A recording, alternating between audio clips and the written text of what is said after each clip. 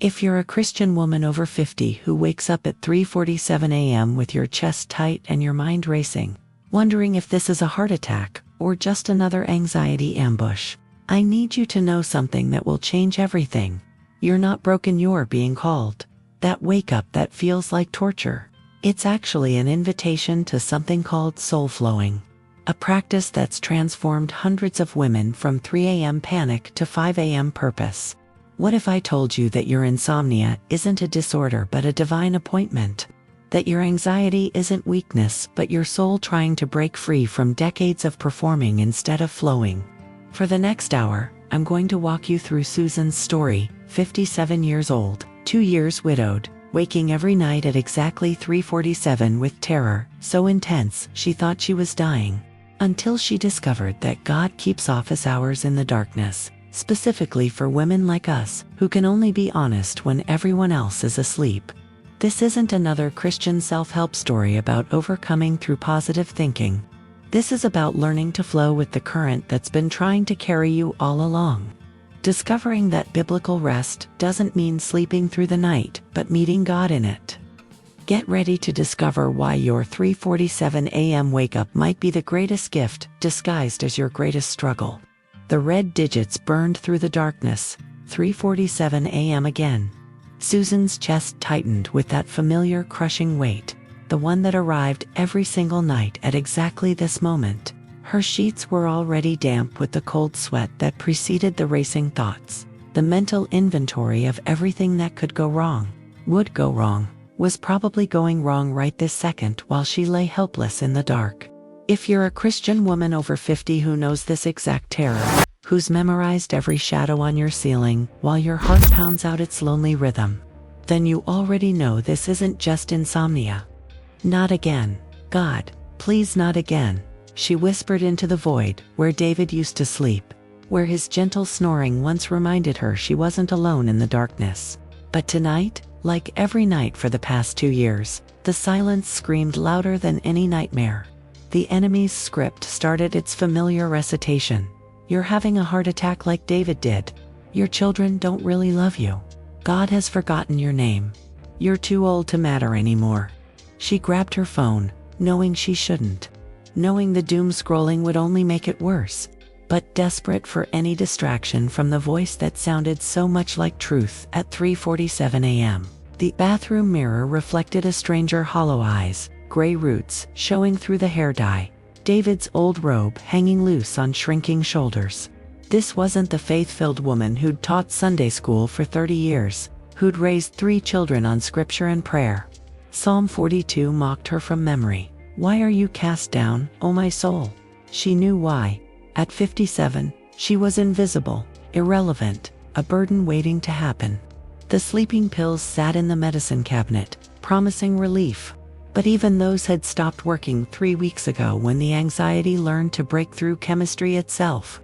Something had to change, but what if she was beyond changing? That's when her fingers found David's Bible on the nightstand, still bookmarked to Psalm 63, where he'd left it the morning of his heart attack. O God, thou art my God.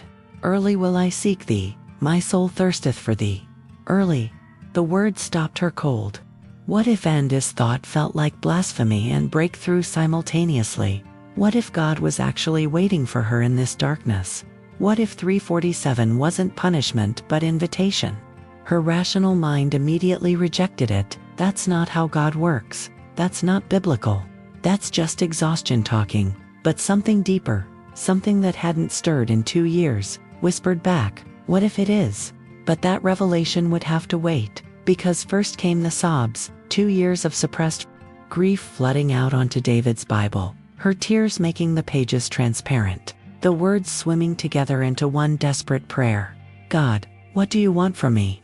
The clock now read for 15 a.m., and for the first time in months, Susan wasn't watching it. She was too busy discovering that sometimes the breaking is actually the breaking open, and what she would later call soul flowing always begins with admitting you're drowning.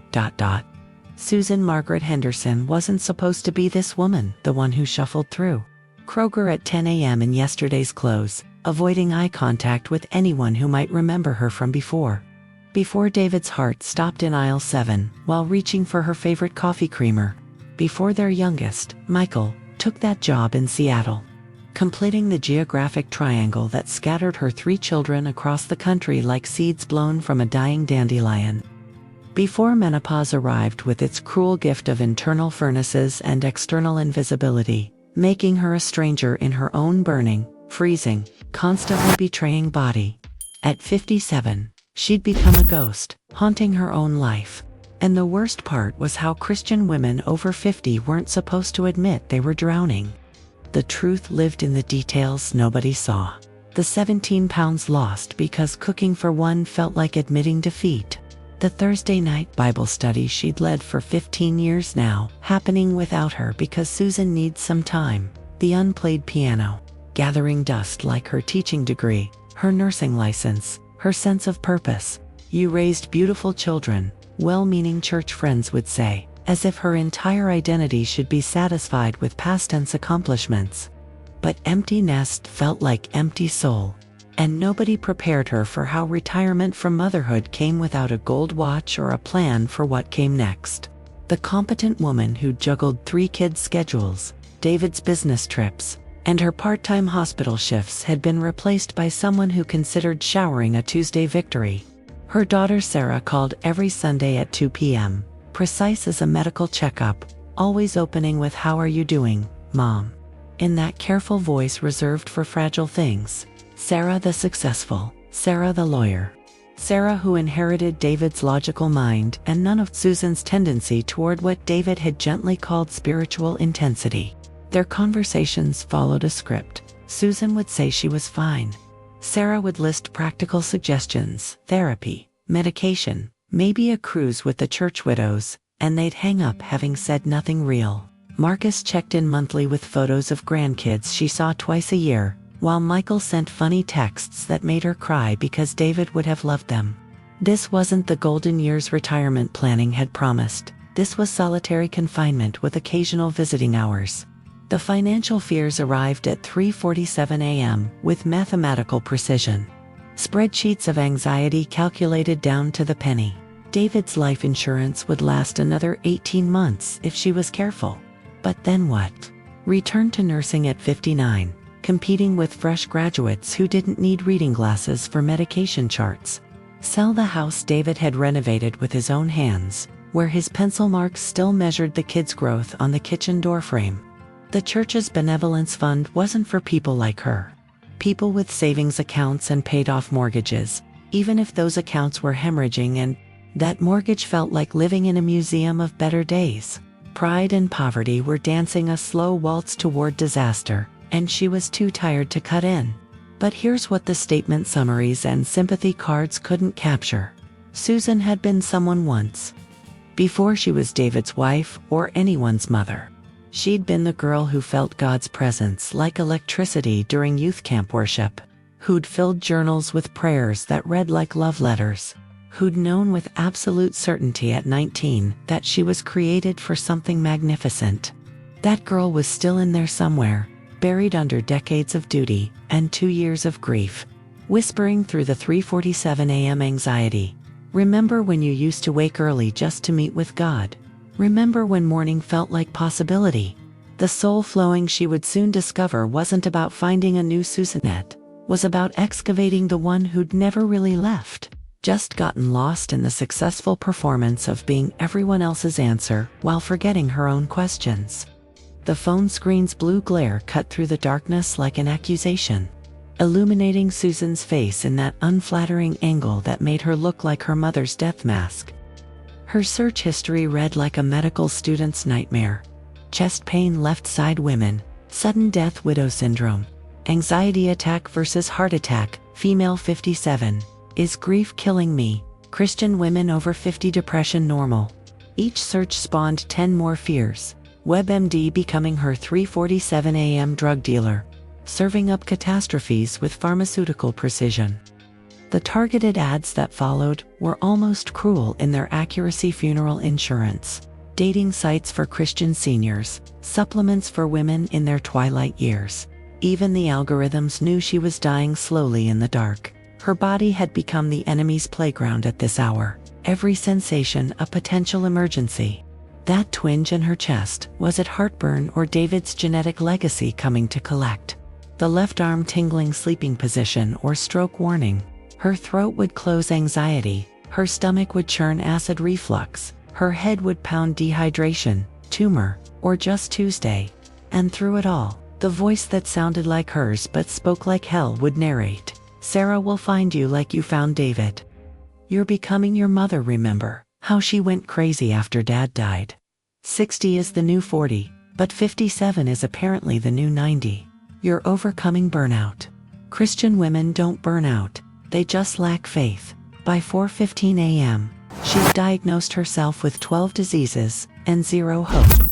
The Instagram scroll was masochistic performance art, former students getting married, church friends on mission trips, her sister-in-law's #blessed posts from retirement in Florida.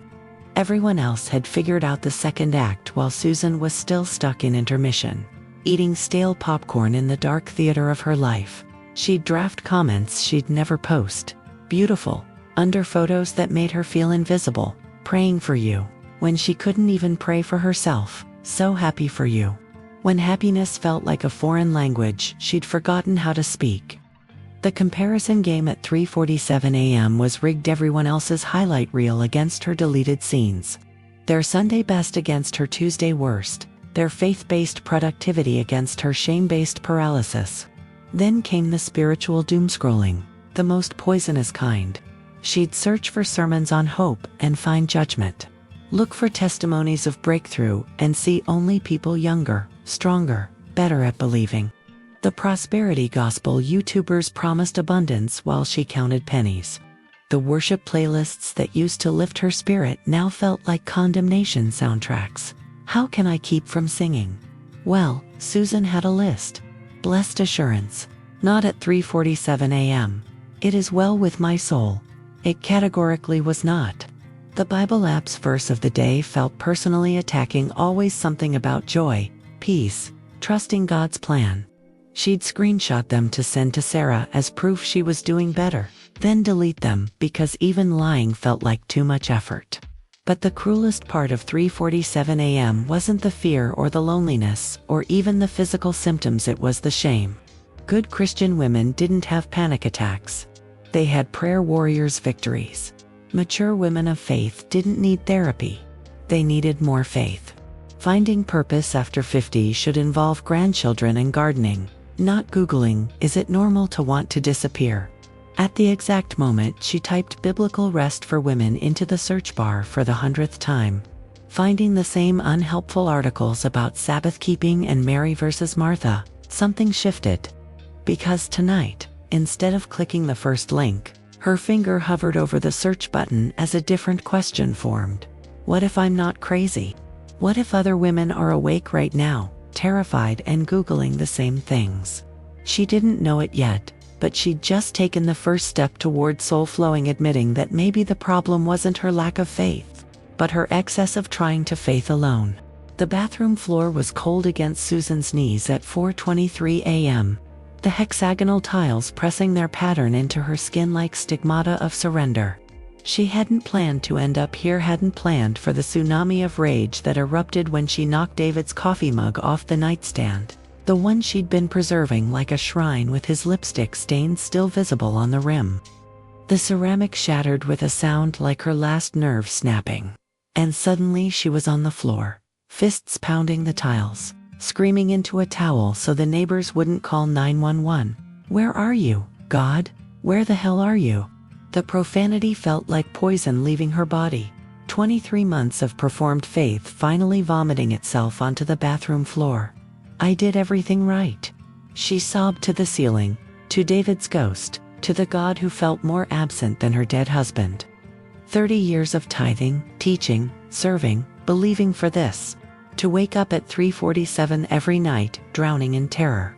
To become invisible at 57. To watch everyone else get their miracles while I get anxiety medication that doesn't even work. Her voice cracked on the truth she'd never admitted. I'm so angry at you. I'm furious at David for leaving. I hate my children for having lives. I despise myself for being this pathetic. The confession ripped through her like childbirth, necessary, violent, transformative. I don't even know if I believe in you anymore, but I'm talking to you because I have nobody else at 4 a.m. And if that's not faith, I don't know what is. That's when Sarah's text arrived, piercing the darkness with surgical precision. Mom, I know you're awake. I can see you're online. Please, just consider the therapist. Or the grief support group. Anything but this self-imposed isolation. Dad wouldn't want this for you. The last line detonated something primal in Susan. Dad wouldn't want this. Dad wasn't here to want anything. Dad left her with his unfinished projects. His side of the bed that still smelled like him. His promises of growing old together that were apparently written in disappearing ink. Okay, she said to whatever was listening. Okay, show me this soul-flowing thing. I literally have nothing left to lose. The next morning at 3:47 a.m., Susan sat up in bed with an archaeologist's curiosity instead of a victim's dread. What if on this thought felt like heresy and hope simultaneously? What if her body wasn't betraying her, but actually trying to tell her something sacred? She remembered Ruth from church, the 73-year-old janitor, who always seemed to be humming, mentioning once how God kept appointment times with certain people. Some folks, he meets at midnight, others at dawn, me. 3 a.m. sharp, for 40 years, that's when the veil is thinnest. Child, that's when soul-flowing happens. Susan had dismissed it as sweet elderly mysticism then, but now, with her 20th consecutive 3:47 a.m. wake-up call, she wondered if her anxiety was actually an alarm clock set by hands not bound by time. The controversial truth that would have gotten her kicked out of her previous Bible study circle was this. What if the church had been lying about biblical rest for women? What if rest didn't mean absence of activity, but presence of alignment? She pulled up Mark 1:35 on her phone, very early in the morning. While it was still dark, Jesus got up, left the house and went off to a solitary place, where he prayed. Still dark, not despite the darkness, but because of it. Jesus didn't have anxiety-induced insomnia. He had a standing appointment with the Father in the hours when the world's noise couldn't compete. Maybe her 3:47 a.m. wasn't a curse to be medicated, but a calling to be answered. The voice of wasted years immediately protested. This is just spiritual bypassing. You need Xanax, not Bible verses. Christian women over 50 don't get mystical experiences. They get hormone replacement therapy. But data was data. And Susan had always been David's spreadsheet girl. She grabbed a notebook and started documenting. Every major spiritual breakthrough in Scripture happened in darkness. Jacob wrestled at night. Samuel heard God calling in the dark. Paul's conversion blinded him into blackness first. The psalmist mentioned night watches 8 times, always as meeting points with the divine. Even modern neuroscience she Googled frantically confirmed that between 3 and 5 a.m., the brain produced DMT, the same chemical released during near-death experiences and deep meditation. MIT research shows women's spiritual clarity peaks at age 57, one study claimed. Though she couldn't verify the source. What do you want from me? Susan screamed at the phone, at Sarah, at God, at the universe that seemed specifically designed to torture Christian women over 50 with the myth of purpose after motherhood. What do you want? The silence that followed was different than the usual 3:47 a.m. emptiness. This was pregnant pause, not vacant void. Something shifted in the atmosphere, like the barometric pressure change before a storm. Except instead of thunder, she heard. Was that her own voice? But younger, clearer. The voice from before life wore her down to this sharp edge of despair. You used to know me in the morning. Before the family woke, before duty called. Remember, you called it your soul time. The memory hit like lightning. 5 a.m. in their first apartment. Newlywed Susan, sneaking out of bed to sit with her coffee and her Bible. Not because she had to, but because she wanted to. Because morning felt like a secret meeting with a lover who knew her thoughts before she formed them. When had obligation replaced invitation? When had finding purpose after 50 become about finding programs instead of finding presence? God, What do you want from me? This time the question came as whisper, not scream, and the answer arrived not in words, but in knowing sudden clear, undeniable. He wanted her, not her service, not her performance, not her perfect Christian woman mask, just her broken, furious, bathroom floor, breakdown Susan, at 3:47 a.m., when all pretense was stripped away. Come back to the morning, something inside her whispered, not to achieve or accomplish or overcome burnout like a Christian productivity expert. Come back to flow with me. Your soul knows how to flow, it's just forgotten the rhythm. She stood up slowly, knees creaking, and caught her reflection in the mirror. Same hollow eyes, same gray roots, same grief-carved face. But something was different. For the first time in 2 years, she saw possibility where she'd only seen problem. What if menopause wasn't just about losing fertility, but gaining spiritual receptivity? What if finding purpose after 50 meant finding the frequency God had been broadcasting on all along? The paradigm shift felt like tectonic plates realigning in her soul. For 2 years, she'd been fighting the wake-ups, drugging them, dreading them, trying to return to normal sleep patterns. But what if normal was overrated? What if her soul was trying to escape the prison of conventional Christianity that said proper Christian? Women prayed at proper times in proper places with proper words. Soul flowing, she said aloud, testing the phrase Ruth had used. It felt like rebellion and recognition simultaneously. Not forcing herself into morning devotions like mandatory minimum sentences, but flowing with a rhythm her body was already keeping. Her Christian self-care had always been about suppressing and controlling. Suppress the anxiety, control the schedule, manage the grief. But what if real spiritual rest meant surrendering to the current already moving through her at 3:47 a.m.? This is insane, she told the darkness, but even as she said it, she felt something loosening in her chest, not the anxiety releasing but the resistance.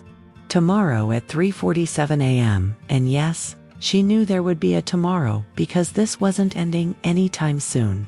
She wouldn't fight it. She wouldn't grab her phone, wouldn't start doom scrolling, wouldn't rehearse her fears. She would get up. She would light a candle like the virgins with oil in their lamps.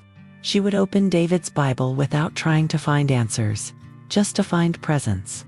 She would stop trying to overcome burnout like a Christian warrior and start learning to flow like water, finding its level. God, she whispered, and for the first time in months, it didn't feel like talking to herself. If you're really in this darkness, if this soul-flowing thing is real, then teach me. I'm 57 years old and starting over. Show me how to stop grinding and start flowing. The clock read 4:44 a.m. angel numbers, her mother would have said. Susan didn't believe in signs, but she believed in surrender, and sometimes that's all the faith healing requires. Susan's fingers trembled as she traced the words in David's Bible. The pages still wrinkled from her tears 2 nights ago. She'd never noticed before how often Jesus chose darkness for his most intimate moments with the Father. Not as last resort but as first preference. He went up on a mountainside by himself to pray. When evening came, he was there alone, Matthew 14:23. Evening came. He waited for it. The Son of God, who could have commanded audiences with the Father at any moment, specifically chose the hours when everyone else was unconscious. Maybe her 3:47 a.m. wake-ups weren't insomnia, but invitation to a meeting schedule kept by saints and insomniacs alike, the thin place where heaven bent close enough to touch earth's darkness. Even Bren Brown admits that vulnerability happens easiest in darkness. But Scripture went further. It suggested divinity preferred it. Nicodemus came to Jesus at night and received the Gospel's most famous verse. God put Abraham into deep darkness before making the covenant. The Exodus began at midnight. The church was born in an upper room with windows shuttered against the hostile world outside. The people walking in darkness have seen a great light. Isaiah didn't say they walked out of darkness to see light. They saw it while still stumbling in the black. Susan felt her whole theology shifting. What if Christian women over 50 weren't supposed to have it all together in the bright Sunday morning service, but were actually being called to meet God in the messy middle of the night, honesty, where performance was impossible and soul flowing was the only way forward. The religious establishment would call this heretical, but the evidence was overwhelming. Every mature woman of faith in Scripture had her defining moment in hidden Hannah's silent prayer, mistaken for drunkenness, Mary's middle of a night yes to an impossible announcement, the hemorrhaging woman reaching for Jesus in the crowd's darkness. They weren't seeking spotlight Christianity, but shadow encounters, not platform faith, but secret place transformation. Your Father, who sees what is done in secret, will reward you, Matthew 6:26. Secret didn't mean hidden sin but hidden seeking, and 3:47 a.m. was as secret as it got. The church kept pushing morning devotions as the gold standard. But what if God had different meeting times for different seasons of life, and menopause came with its own mystical schedule? Here's what nobody tells you about biblical rest: it's not about sleeping through the night. The Hebrew word for rest, nuach, meant to settle down, to repose, to be quiet, not necessarily to be unconscious. When God rested on the seventh day, he wasn't sleeping but surveying, not checked out but tuned in. The Psalms mentioned watches of the night as prayer times, not problems.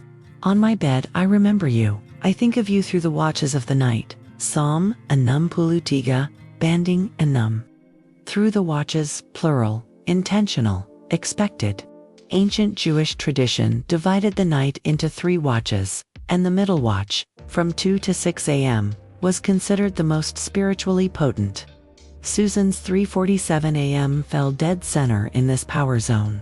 She wasn't suffering from a sleep disorder. She was synchronized with a sacred rhythm that modern Christianity had forgotten in its pursuit of faith-based productivity that looked more like corporate efficiency than spiritual flowing. The truth that changed everything: Jesus didn't overcome exhaustion by sleeping more, but by aligning with the Father's rhythm. Very early in the morning, while it was still dark, this wasn't despite his busy ministry, but because of it. The darkness wasn't the enemy, disconnection was. And if the Son of God needed those dark hours to maintain his flow with the Father, why did Susan think she could survive without them? Tomorrow, at 3:47 a.m., she wouldn't just wake up, she would rise to keep an appointment that had been waiting for her all along.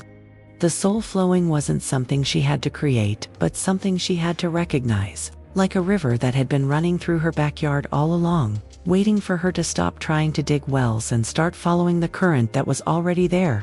Jesus, you knew, she whispered to the darkness. You knew that some of us can only be honest when everyone else is asleep. Teach me to pray in the dark like you did. Show me how this soul-flowing thing works, when Christian women my age are supposed to have it all figured out but really just have it all falling apart. At 3:47 a.m., Susan's eyes opened with the reliability of a Swiss clock, but this time she didn't reach for her phone or pull the covers over her head. She sat up, placed her feet on the cold floor grounding, her yoga-practicing neighbor would call it, and did something she hadn't done in 2 years. She got up on purpose. The voice of wasted years immediately started its commentary. This is ridiculous. You're going to be exhausted tomorrow. Sarah will think you've completely lost it. Christian women over 50 don't create midnight rituals. They take Ambien like normal people. But Susan was done with normal. Normal was killing her slowly. Tonight, she would try Ruth's way, the soul-flowing way, even if it meant feeling foolish in her own empty house. The candle was vanilla-scented, a gift from last Christmas that she'd never used because nice things were for special occasions, and apparently, surviving grief didn't qualify. But 3:47 a.m. soul meetings, that felt special enough. The match struck loud in the silence, the small flame-throwing shadows that danced like prayers on the walls. She wrapped David's flannel around her shoulders, not ready to let that go yet. Grabbed his Bible, also not ready to use her own, and sat at the kitchen table where 27 years of family dinners had worn the varnish thin. Okay, God, she said to the flame, to the darkness beyond it, to whatever was listening, I'm here. Now what? The silence felt different with the candle lit, not empty, but expectant, like the pause between lightning and thunder when you know something's coming. Psalm 63 was still bookmarked from David's last morning. and Susan read it slowly, not for comprehension, but for company. "O God, you are my God. Early I will seek you. My soul thirsts for you. My flesh longs for you in a dry and thirsty land where there is no water." Dry and thirsty land, yes. 3:47 a.m. was a desert. But deserts were where God showed up with manna, with water from rocks, with burning bushes that didn't consume. She didn't try to pray words. Instead, she just breathed, matching her inhales to my soul, her exhales to thirsts for you. Was this prayer? Was this meditation? Was this aloud? Ruth had said soul flowing wasn't about the rules, but about the rhythm. And for the first time in 2 years, Susan felt her rhythm syncing with something beyond her own panic. 5 breaths. 10. 20. The anxiety was still there, but it wasn't alone anymore. She picked up the pen, David's Pilot G2, because grief makes you ridiculous about office supplies, and opened the journal she'd bought after his death but never used. "I don't know what I'm doing," she wrote, and the honesty felt like oxygen. "I'm 57, and starting over. I wake up at 3:47 a.m. every night terrified, but tonight I'm trying something different. Tonight I'm saying yes to the invitation instead of no to the interruption. If you're here, God, I'm here too. Barely, badly, but here." The words came faster. "I miss David. I'm angry at you.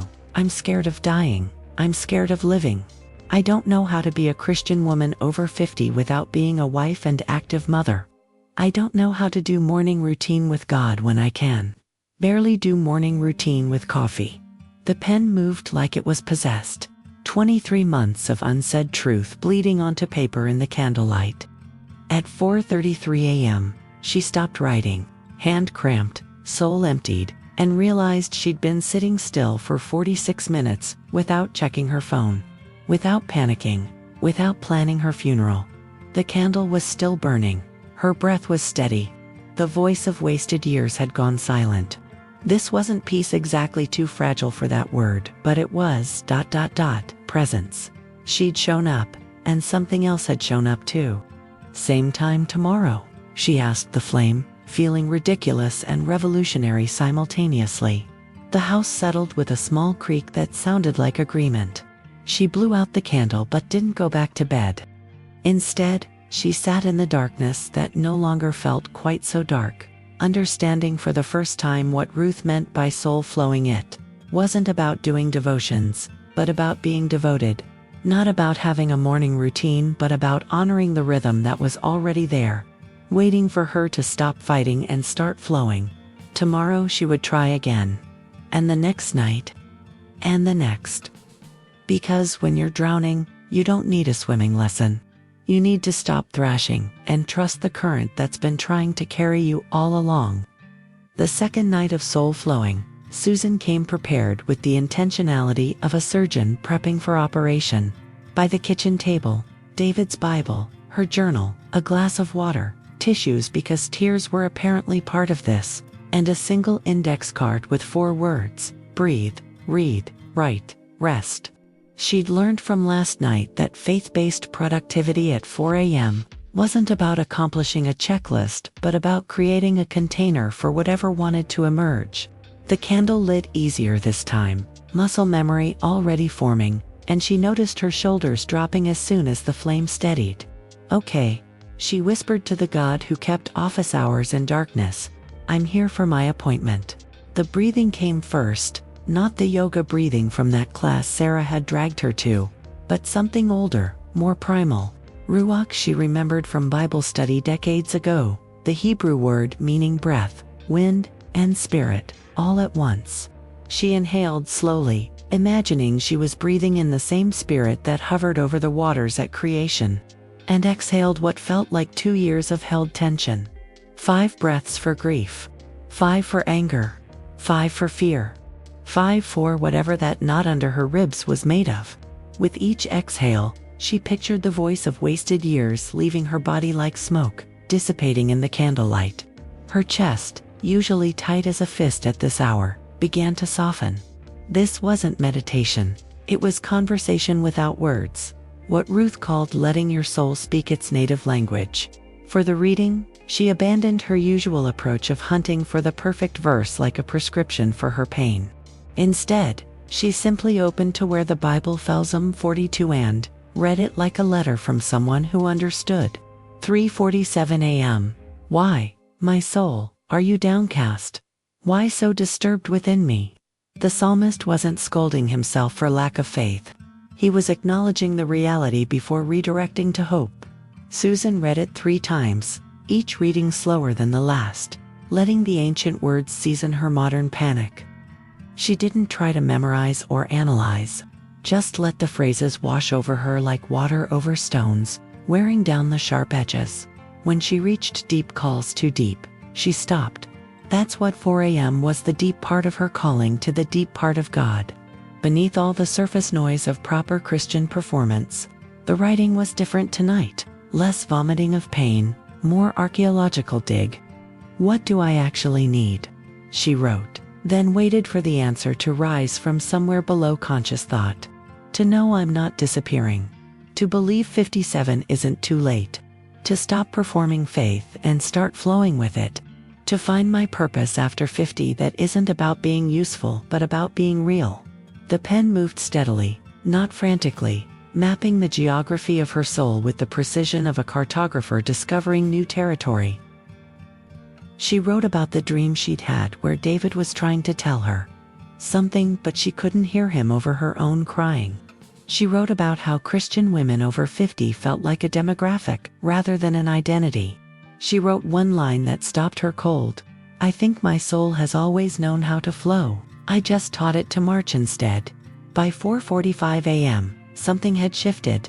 She wasn't cured. The anxiety still hummed in the background like a refrigerator motor, but she wasn't consumed either. The practice felt like physical therapy for her soul, stretching muscles that had atrophied from disuse.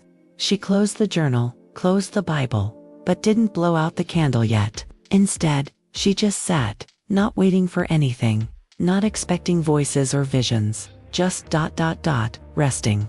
Biblical rest for women, she was discovering, wasn't about doing nothing but about doing only what was necessary. And at 4 a.m., all that was necessary was presence. This is soul flowing, she said aloud, naming it, claiming it, not the forced march of morning devotions but the gentle current of being with you in the only hour I can't pretend. Tomorrow, she would add one more element. She'd play David's favorite hymn quietly on her phone, not to fill the silence but to give it texture. Baby steps, Ruth had said, or as Susan was learning to think of it, flowing forward, one gentle current at a time.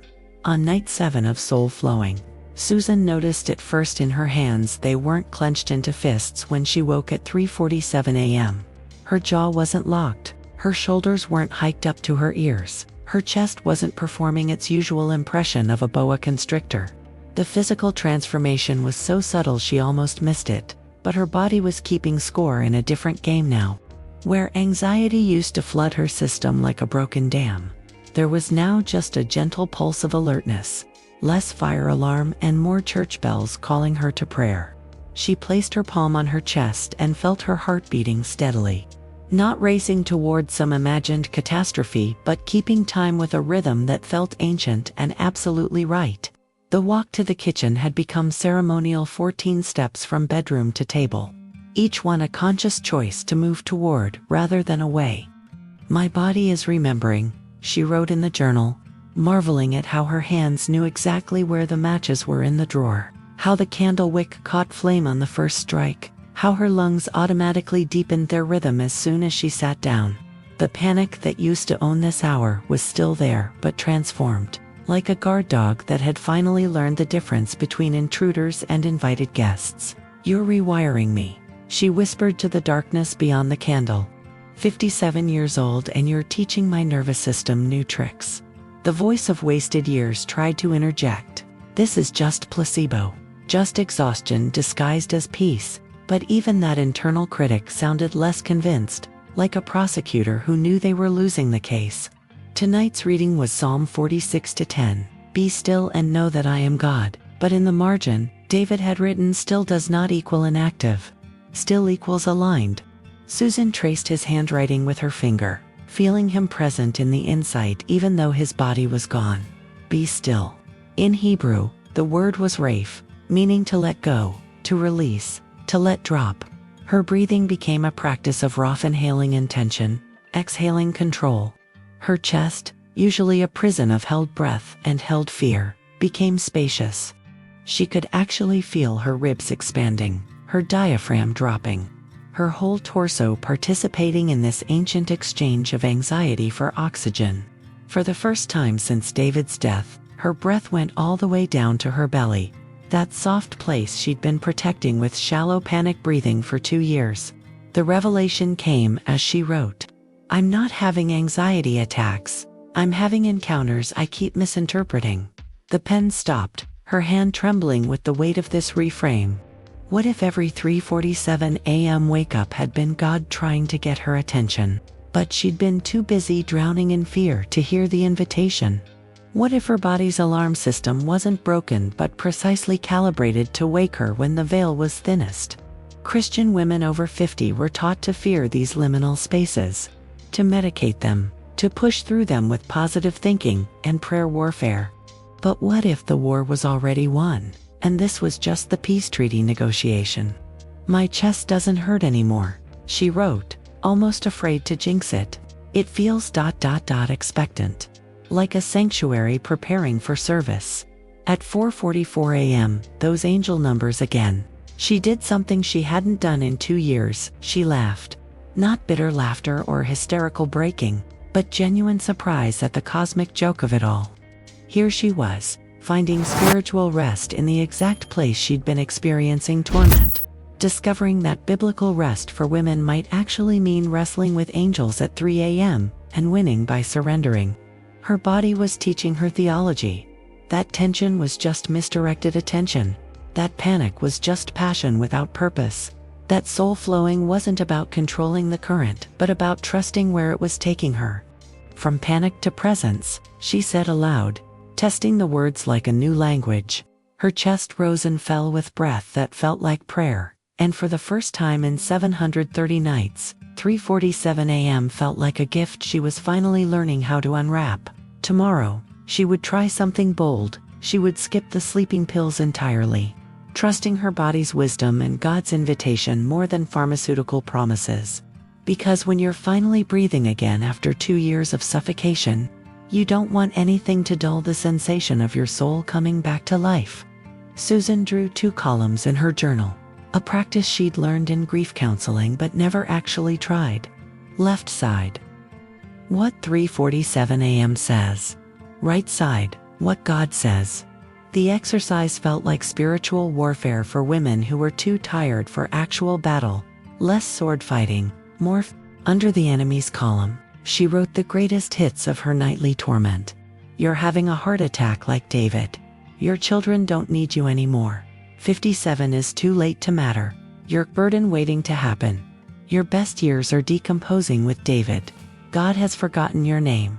Each lie had been repeated so often, it felt like truth, the voice of wasted years reading from a script written in her deepest fears. But tonight, armed with 7 nights of soul flowing in David's Bible full of ammunition, she started writing God's counter-narrative. Next to "You're having a heart attack," she wrote Psalms 73-26. "My flesh and heart may fail, but God is the strength of my heart." Next to "Your children don't need you," she inscribed Titus 2-3-4 about mature women teaching younger ones. Sarah might not need her mothering, but she'd eventually need her wisdom. 4:57 is too late. She claimed Joel 2:28. Your old men will dream dreams, and if old men could dream, then Christian women over 50 could certainly flow. The right column filled slowly but steadily. Each scripture a small rebellion against the anxiety propaganda that had been controlling her narrative for 2 years. The pattern became clear as she wrote. The enemy's script was all past tense or future fear, never present moment. Your best years are behind you. Disaster is coming. But God's script was insistently now. I am with you. My mercies are new every morning. Today, if you hear my voice, even at 3:47 a.m., God spoke in present tense presence while anxiety spoke in absence of David, absence of purpose, Absence of hope. She wrote in the margin, "The enemy wants me time traveling backward to grief, forward to fear. Soul flowing keeps me here. Now, at this table, with this candle, in this breath." Finding purpose after 50, she was learning, meant refusing to be chronologically bullied by voices that wanted her anywhere but the present moment. The real shock came when she recognized her own voice in the enemy's script, not some external demon but her own internal dialogue gone malignant. The voice of wasted years wasn't Satan, it was Susan at her worst. Her fear metastasized into an autoimmune disease of the soul. But if she'd written the enemy's script through repetition and agreement, she could write a new one through practice and resistance. "I am not having a heart attack. I am having a heart awakening," she wrote in the God column, not as scripture but as declaration. "My children don't need my anxiety. They need my authenticity. 57 is not too late. It's precisely on time for soul flowing." Each statement felt like taking back territory she'd surrendered to fear, like a divine eminent domain of her inner landscape. By 4:30 a.m., the two columns had become a conversation, a debate between the prosecutor and the defense attorney for her soul. But plot twist, she was the judge, and she got to decide which testimony to believe. She circled God's column 3 times, like Joshua around Jericho. Then did something that would have seemed insane. A week ago she took a red pen and started crossing out the enemy's script, line by line, speaking aloud as she did. Liar, not true, rejected, overruled, dismissed with prejudice. Each strike-through felt like exorcism without the drama, spiritual warfare without the hysteria. Just a middle-aged woman with a red pen and enough faith-based productivity to edit her own internal narrative. "This is my biblical rest for women moment," she said to the candle flame. Not fighting the lies but fact-checking them against eternal truth. "The voice of wasted years only has power when I forget God's voice has the final edit." Tomorrow she would make this practice permanent. Every lie would get a scripture. Every fear would meet a fact. Every panic would be met with a promise. Because at 3:47 a.m., when the enemy's script was loudest, God's script was truest. And soul flowing was teaching her to tell the difference. The evolution from 3:47 a.m. panic to 5 a.m. purpose didn't happen overnight. Took Susan 3 weeks of incremental adjustments, like tuning a piano 1 key at a time, until the whole instrument could hold a chord. After the journal exercise exposed the enemy's script, she felt brave enough to set an intentional 4:45 a.m. alarm, meeting her anxiety appointment 15 minutes early instead of being ambushed by it. "I'm choosing this," she told the darkness, and the power shift was palpable. By week 2, she was waking naturally at 4:30, her body eager for what it had once dreaded. The timeline stretched: 4:30 wake, 4:45 candle, 5 o'clock scripture, 5:15 journal, 5:30 prayer walk around the backyard as the first light touched the sky. This wasn't a morning routine with God, it was a gradual dawn of the soul. Each minute building toward the revelation that soul flowing had a rhythm she could choreograph. The prayer corner materialized organically in David's former office, which she'd avoided for 2 years like a crime scene. But at 4 a.m. one morning, she found herself drawn there, and instead of drowning in grief, she felt called to create. His desk became her altar, not in some weird worship David way, but as sacred space where past and present could coexist. She moved his engineering awards to make room for her candle. His pencil cup held her highlighting pens. His desk lamp illuminated her Bible. The worn spot where his elbows had rested for 27 years became where she placed her journal. "We're sharing this space now," she said to his photograph. "You had it for mornings, I have it for pre-dawn." And somehow that feels like the marriage continuing in a different dimension. Finding purpose after 50 meant honoring what was, while building what could be. The structure she developed was both rigid and fluid, skeleton firm, flesh flexible. Every 5 a.m. flow started the same: light candle, breathe 5 rounds, read 1 psalm slowly. But from there, she let intuition guide. Some mornings demanded spiritual warfare through declaration, speaking scripture over every fear like a prosecuting attorney. Other mornings invited surrender, silent sitting, letting tears fall without interpretation. What she called the ministry of sacred puddle. She discovered that biblical rest for women didn't mean one size fits all, but one soul finds her fit. Tuesday became her rage journal day, where she could write all the things Christian women over 50 weren't supposed to feel. Thursday was gratitude archaeology, digging through grief to find buried gifts.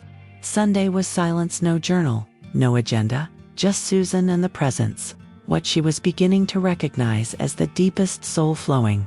The genius detail that changed everything was the playlist, not contemporary Christian music, that felt like forced joy, but David's collection of classic hymns recorded by jazz musicians. It Is Well With My Soul as saxophone meditation. Amazing Grace as piano improvisation. The familiar melodies carried her when words weren't enough, and the jazz variations reminded her that faith-based productivity could include creative interpretation. She'd start the music at 5:15, letting it play softly as the soundtrack to her flowing, each song a 3-minute container for a different prayer focus. By 5:30, when Great Is Thy Faithfulness played as her closing theme, she'd transformed from panicked insomniac to purposeful intercessor. The neighbors probably thought she was crazy. Candle glowing in Coltrane's A Love Supreme drifting from the window at dawn. But Susan had stopped caring about normal somewhere around night 10 of this experiment. The unexpected consequence was how 5 a.m. began calling to 6 a.m., like a friend inviting another to coffee. By week 4, Susan's soul flowing stretched naturally into a full morning routine with God that would have made her former Bible study leader weep with joy and confusion. 3:47 a.m., wake no longer dreaded. 4 a.m. movement, gentle stretching, nothing Instagram-worthy. 4:30 a.m. washing face, hands, feet, ritual cleansing. 4:45 a.m. the corner candle, breath, presence. 5 a.m. the word, one chapter, slow as honey. 5:15 a.m. the journal, processing, not performing. 5:30 a.m. the walk backyard, speaking blessings over the sleeping neighborhood. 6 a.m. the world, coffee, breakfast, ready to engage. I'm not overcoming burnout as a Christian productivity expert would, she wrote one morning. I'm composing a symphony where anxiety became the first note, not the whole song. Tomorrow, she would try something radical. She would text Sarah at 6 a.m. with a simple XA, thinking of you with love, not from obligation but from overflow. Because when your soul learns to flow, it naturally wants to water other gardens too. Susan's breakthrough came when she stopped trying to be a spiritual superhero and started being a soul scientist, experimenting with the minimum viable prayer life that could sustain transformation. The myth that Christian women over 50 had to maintain hour-long devotions to be considered spiritually serious had nearly killed her faith. Before she discovered the power of what she called sacred specks, tiny habits so small they couldn't trigger the voice of wasted years' resistance radar. One Bible verse, properly digested, could feed her soul for days. 1 minute of focused breathing could shift her entire nervous system. One sentence in the journal, God, I showed up, counted as victory when showing up was all she had. Soul flowing, she learned, wasn't about the size of the flow, but the consistency of the current. The index card system became her faith-based productivity hack, though she'd die before using that corporate terminology in Bible study. Each morning, she'd write one verse on a 3x5 card and carry it everywhere: grocery store, doctor's office, Sarah's weekly check-in call. Psalm 46:10 lived in her coat pocket for a week, getting softer and more worn with each reading, until the words "be still" had transferred from paper to practice. She'd pull it out at red lights, in waiting rooms, during commercials, each glance a microdose of divine reminder that she didn't have to earn God's presence through spiritual gymnastics. One verse, deeply planted, beats a chapter skimmed, she wrote, remembering how David would spend weeks on a single engineering problem until the solution revealed itself. Spiritual growth after 50 wasn't about covering more ground but about going deeper into the ground you stood on. The habit stacking felt revolutionary for someone who'd been spiritually paralyzed for 2 years. She attached prayer to things she already did, without thinking. Bathroom trips became breath prayers: Lord, Have mercy on the way there, Christ, have mercy on the way back. Making coffee became a gratitude practice, one thank you per scoop. Brushing teeth transformed into blessing practice, praying for one person per tooth quadrant. It sounds ridiculous written out. But at 3:47 a.m., ridiculous was relative, and these micro-habits were rewiring her neural pathways from anxiety to attention. Ruth had been right. Soul flowing ain't about the big gestures, child.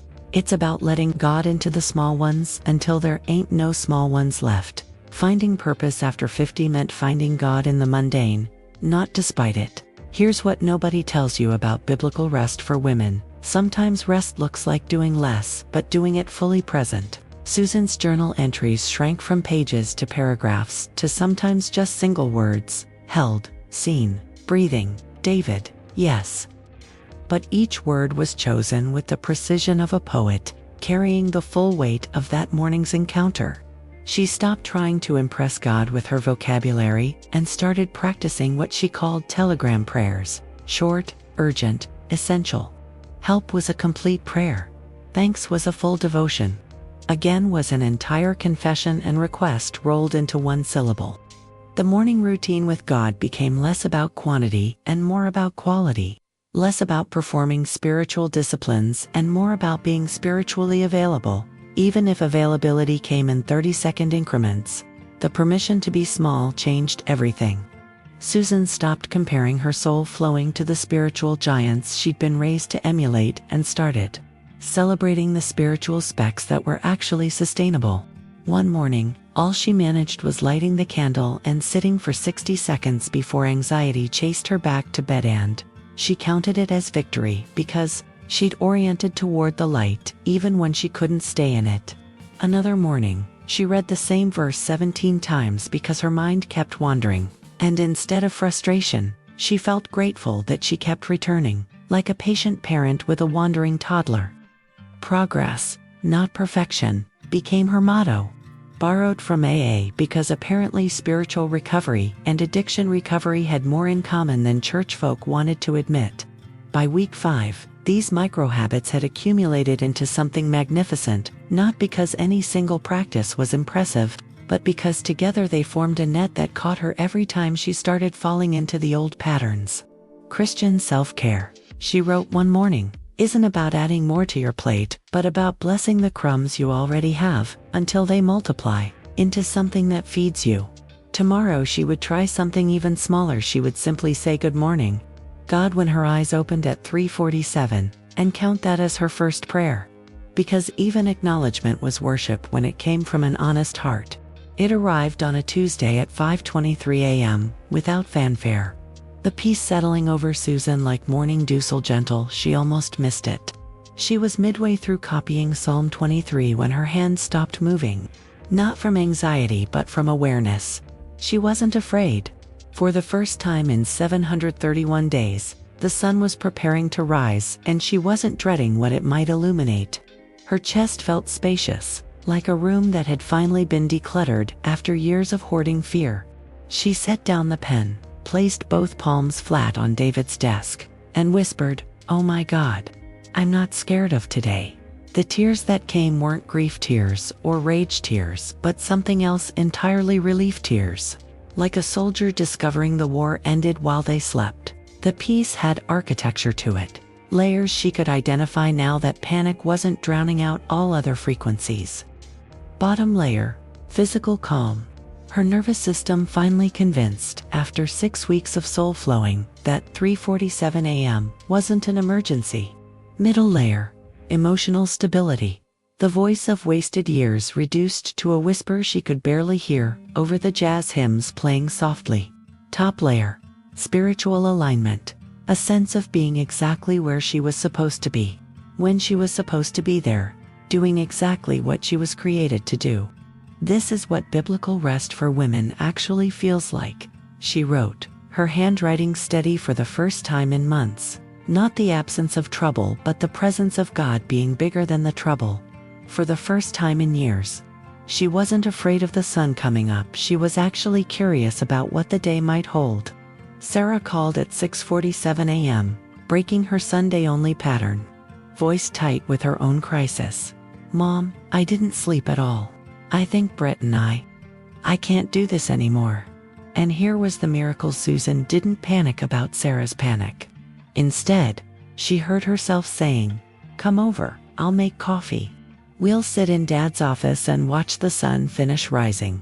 The old Susan would have launched into fix-it mode, dispensing advice like prescription medication.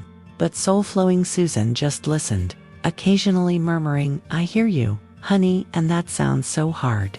When Sarah finally asked, "Mom, how are you so calm? 2 months ago you were falling apart," Susan told the truth. "I started meeting God at 3:47 a.m. instead of fighting him.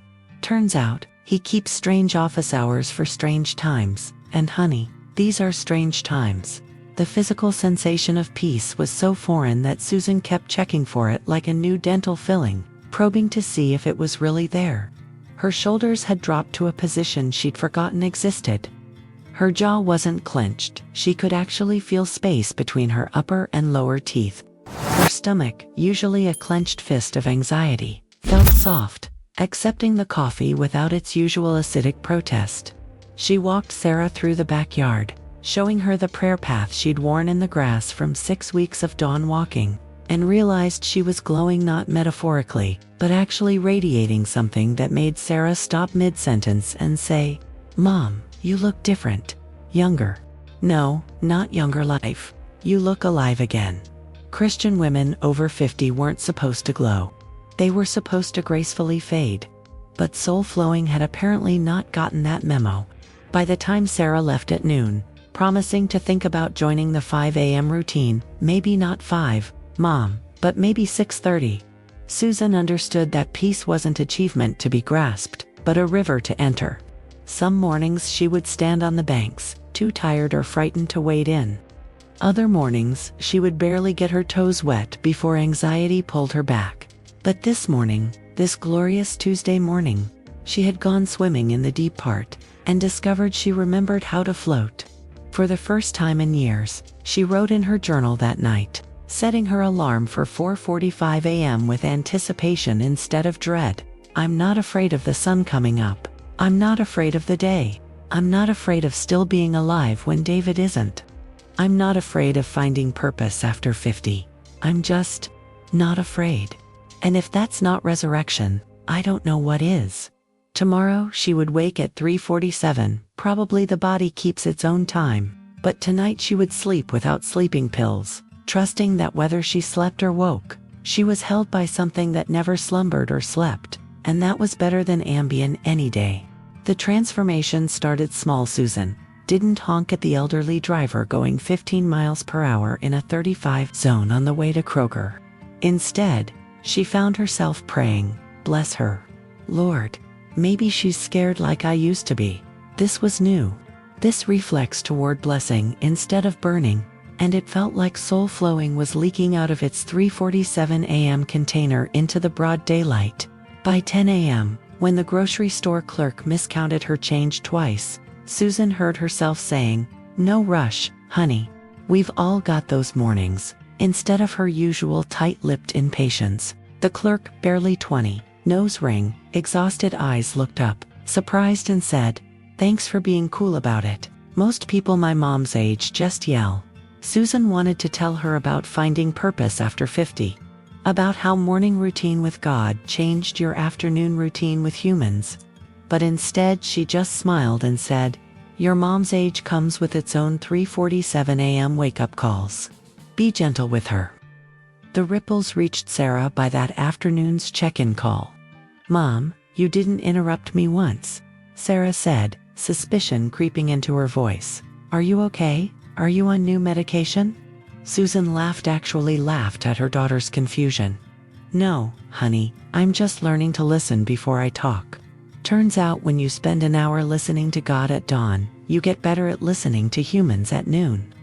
The old Susan would have had 17 suggestions for Sarah's marriage crisis, a full intervention plan with color-coded action items.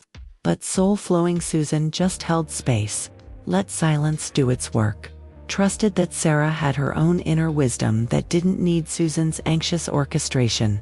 "Mom," Sarah said before hanging up, "whatever you're doing, keep doing it. You sound like ... yourself." But the yourself from before everything got hard. Even the telemarketers got blessed. When the third one called during her lunch, solar panels, extended warranties, Medicare supplements, Susan found herself engaging with actual kindness. "I'm not interested, but I hope you have a good day. I know these calls aren't easy to make." One young man, probably calling from halfway around the world, actually paused his script to say, "Ma'am, thank you for being kind. Most people just curse at me." Susan thought about all the cursing she'd done at God at 3:47 a.m., how he'd absorbed it without hanging up, and said, "We're all just trying to make it through, aren't we?" The call center employee agreed, wished her genuine blessings in accented English, and Susan realized she'd just had church with a stranger selling solar panels. This is what Christian women over 50 could be, not bitter about their invisibility but bridges because of it. The most shocking ripple hit during her doctor's appointment at 3 p.m. Dr. Martinez, who'd been threatening blood pressure medication for 6 months, looked at her readings twice, then looked at Susan with suspicion. 120/70ths. That's perfect. What changed? New medication. Exercise program. Susan considered mentioning soul flowing, biblical rest for women, faith-based productivity at 3:47 a.m., but settled for, "I started a morning meditation practice, very early morning. It seems to be helping with the anxiety." Dr. Martinez made notes, muttering about significant improvement and remarkable turnaround, then said something that made Suze tear up. "Whatever you're doing, it's adding years to your life. Your cortisol must have dropped significantly. You're actually healing, Susan, not just managing." By evening, as Susan prepared her prayer corner for tomorrow's 3:47 a.m. appointment, and yes, she now thought of it as an appointment, not an ambush, she mapped the day's ripples in her journal. Patience at the traffic light led to kindness at the store, led to presence with Sarah, led to compassion for telemarketers, led to measurable healing in her body. "This is what spiritual growth after 50 looks like," she wrote. Not perfection, but permeability, letting the morning peace leak into the afternoon chaos.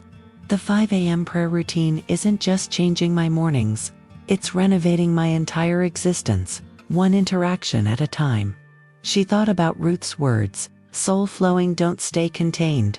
Child, it gets into everything, like yeast in dough, like light through windows, like grace through the cracks in your broken heart." Tomorrow, she would pay attention to more ripples, document them like a scientist studying the physics of peace. Because if 6 weeks of soul flowing could transform her from anxiety patient to anxiety miracle, what would 6 months do? What would a year, David? She whispered to his photo, "I'm becoming someone you'd be proud of. Know someone I'm proud of." And that might be the biggest ripple of all. The attack came on day 53 of soul flowing. Because apparently the enemy had finally noticed Susan wasn't drowning anymore, and decided to up his game. She woke at 2:17 a.m. wrong time, wrong feeling, wrong everything, with her chest so tight she actually checked her Apple Watch for heart irregularities. The voice of wasted years wasn't whispering tonight. It was screaming, "You're ridiculous. 53 days of waking up early and you're still alone, still broke, still talking to darkness. Sarah thinks you've lost your mind. The church thinks you've joined a cult. Even God is probably embarrassed by this middle-aged desperation dressed up as devotion." Susan sat up, reached for the light switch, then stopped. No. If this was war, she'd fight it on the battlefield she'd been training on in the dark. At the kitchen table, with her candle and her Bible, and 6 weeks of muscle memory that darkness couldn't erase, Protestant spiritual warfare, she'd learned, wasn't about screaming at demons or binding principalities like some Christians practiced. It was simpler, quieter, more sustainable, what she called the ministry of stubborn showing up.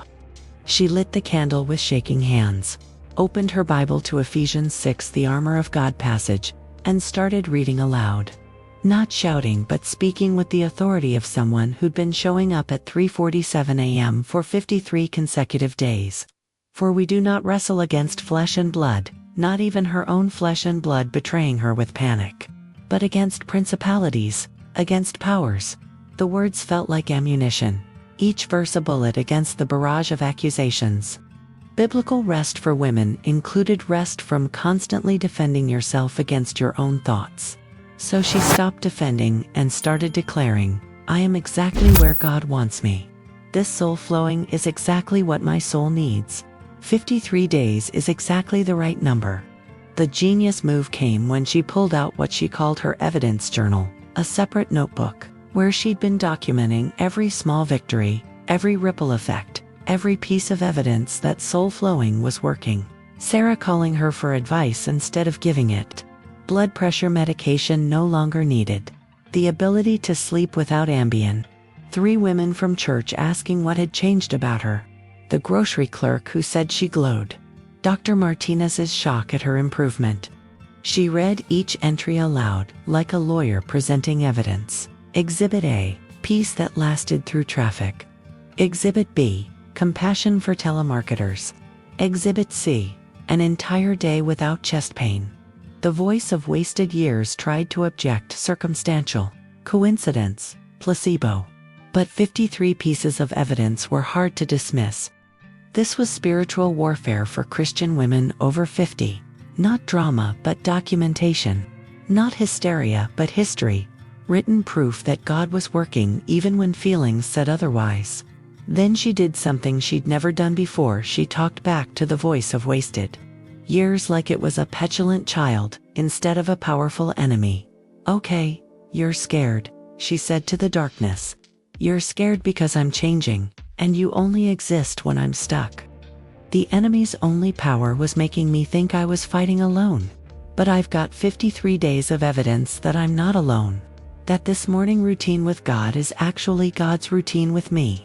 And he doesn't miss appointments. She felt Ruth's wisdom echoing. The devil's not creative, child. Same lies, different volume. But soul flowing is creative new every morning. Fresh mercy for fresh attacks. Tomorrow, she would add a new element to her practice, writing one truth for every lie that showed up. Building an arsenal of ammunition for the next 2:17 a.m. ambush. Because spiritual growth after 50 meant knowing that battles would come. But also knowing that the war was already won, and all she had to do was keep showing up at 3:47 a.m. until the enemy got tired of losing. Faith-based productivity, she wrote with a smile, is just showing up one more time than the enemy does. And I've got nowhere else to be at 3:47 a.m., so I can do this forever. Night 71 broke Susan. She woke at 3:47 a.m. with the familiar chest-crushing anxiety. Despite 10 weeks of soul flowing, despite all the evidence of transformation, despite Dr. Martinez declaring her a medical miracle, the voice of wasted years sounded almost sympathetic. See, it was just a phase, a grief delusion. You're back to square one, and David is still dead, and you're still broken. She made it to the kitchen table, lit the candle, opened the Bible, and ... nothing. The words looked like hieroglyphics. The journal felt like a brick. Even the jazz hymns sounded mocking. She sat there for 47 minutes, trying to force the flow, until finally she whispered what felt like failure. God, I've got nothing. After all this progress, I'm empty again. The admission felt like watching 10 weeks of construction collapse. But Susan was about to learn that soul flowing included learning to flow with the dry seasons too. The truth nobody tells Christian women over 50 is that healing isn't linear. It's a spiral staircase where sometimes you face the same view from a higher level. Susan's hormones hadn't gotten the soul flowing memo. Perimenopause still showed up with its 3 a.m. anxiety parties, estrogen dropping like a broken elevator, dragging her mood with it. The grief hadn't evaporated either, it had just learned to coexist with peace. And some nights it demanded its full share of attention. Tonight was a perfect storm. Hormonal crash, barometric pressure drop, her joints were weather prophets now, and the approach of David's birthday in 3 days.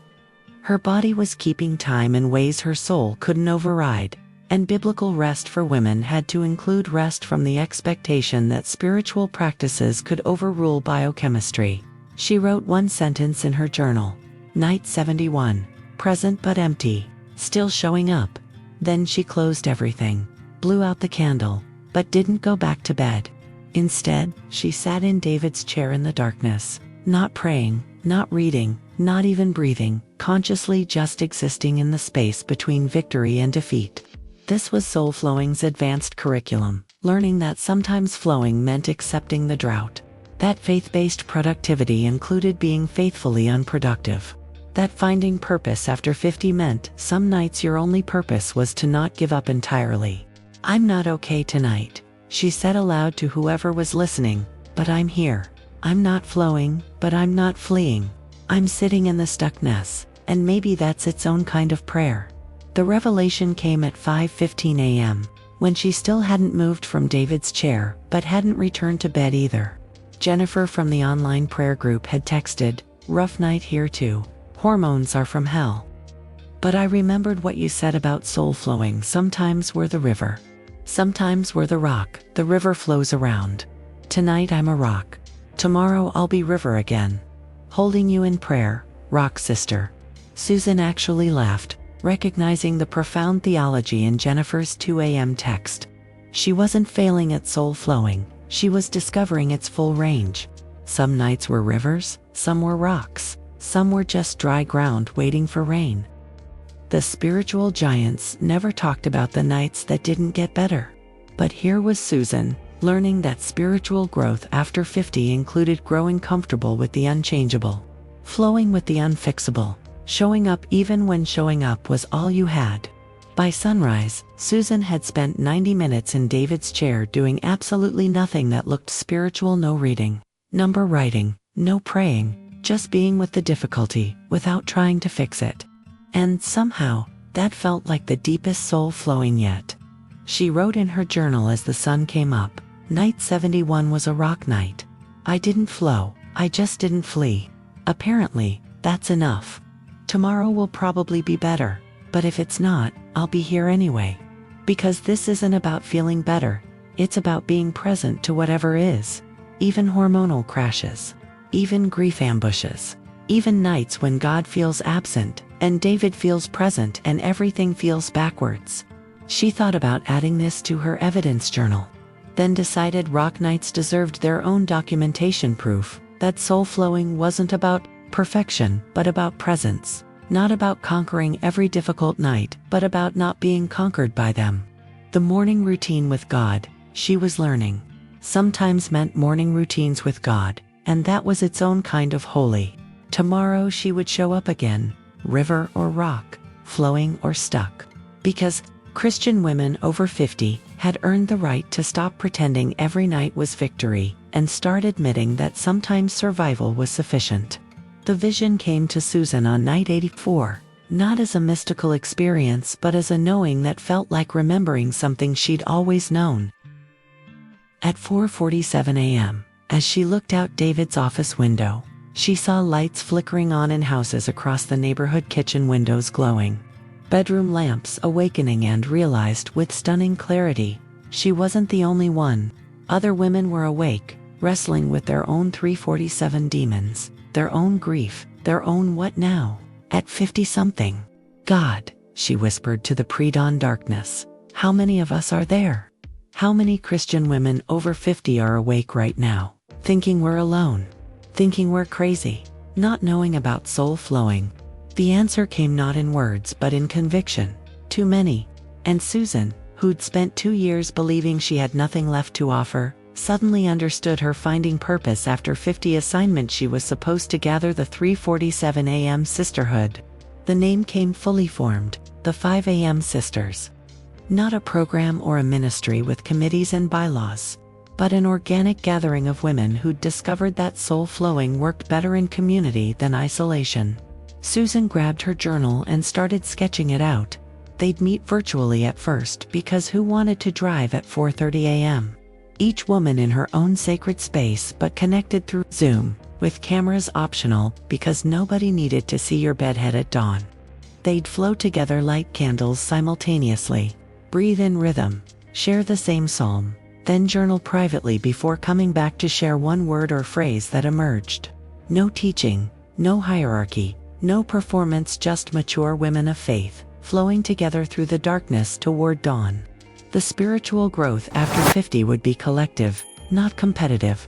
By 5:30 a.m., Susan had drafted a simple invitation to post in the church's private Facebook group. If you wake between 3 to 4 a.m. and can't get back to sleep, you're not broken, you're being called. Join the 5 a.m. Sisters for soul flowing. No experience needed. Pajamas encouraged. Tears welcome. We meet in the thin place between night and morning, where God seems to keep special office hours for women in transition. She hesitated before hitting post. What if nobody responded? What if everybody thought she'd lost her mind? The voice of wasted years whispered, "You're not qualified to lead anything. You're barely surviving yourself." But then she remembered Jennifer's text, Ruth's wisdom, the lights in the windows, and added one more line. "I've been meeting God at 3:47 a.m. for 84 nights. It saved my life. Maybe it could save yours too." Within an hour, 17 women had responded. Margaret from choir. "I've been awake at 3 a.m. for 3 years since Tom died." Linda, the pastor's wife. "I thought it was just menopause, but maybe it's more." Jennifer added. "Finally, I've been doing morning routine with God alone, thinking I was the only weird one." Even Sarah commented, "My mom has transformed in 12 weeks. If she's leading this, I'm in." But the response that broke Susan came from Ruth's child. "I've been praying for this for 40 years. The 5 a.m. Sisters been waiting to be born. You're not starting something new, you're midwifing something ancient." Susan read through the responses with tears streaming, recognizing each woman's hidden struggle with biblical rest for women, their private battles with overcoming burnout as Christians, their desperate need for faith-based productivity that actually worked with their broken bodies instead of against them. The first gathering was scheduled for Monday, 5 a.m. sharp. Susan created a simple format: 5 minutes of arrival and settling, 5 minutes of synchronized breathing, 15 minutes of reading the same psalm, each woman in her own Bible, 15 minutes of private journaling, 15 minutes of optional sharing, 5 minutes of blessing each other into the day. 1 hour total, manageable, meaningful, miraculous. "This isn't a program," Susan wrote in the group description. "It's a rhythm. Not a class, but a current. We're not fixing each other, we're flowing together." She thought about David, how proud he'd be that his engineering-minded wife had reverse-engineered her breakdown into a breakthrough that could help others. The 5 a.m. Sisters wasn't her ministry, it was her miracle, multiplied. Tomorrow, 17 women would light candles in 17 different homes, but the light would be unified, and maybe that's what the body of Christ was supposed to look like. Broken people, awake in the darkness, choosing to flow toward dawn together. Soul flowing, Susan said aloud to the rising sun, is better together. And somewhere in heaven, David was probably saying the same thing about the communion of saints, which apparently included a Zoom room full of menopausal women with bedhead and tear-stained Bibles, proving that God's kingdom looked nothing like anyone expected and everything like love.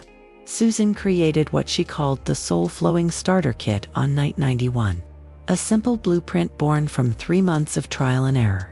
She wrote it on index cards for the 5 a.m. Sisters, each instruction distilled to its essence. You already have everything you need. Your body knows how to wake. Your soul knows how to flow. You just need to stop fighting and start following. The first card read, "Prepare your space before you need it." Candle on table, Bible bookmarked 2 Psalms, journal opened to blank page, pen uncapped, glass of water, tissues, you'll cry, it's part of it. Make it so simple that you could find everything in the dark, because you will be in the dark, literally and figuratively. And that's exactly where this works best. Card to address the elephant in every 3:47 a.m. room. When you wake with anxiety, don't check your phone, don't take your pulse, don't start the mental catastrophe playlist. Say these 5 words, "Okay God, I'm here now." Then get up. Don't negotiate. Don't wait for feelings to improve. The feelings follow the movement, not the other way around. Your feet on cold floor is the first prayer. Walking to your prepared space is the second. Lighting the candle is the third.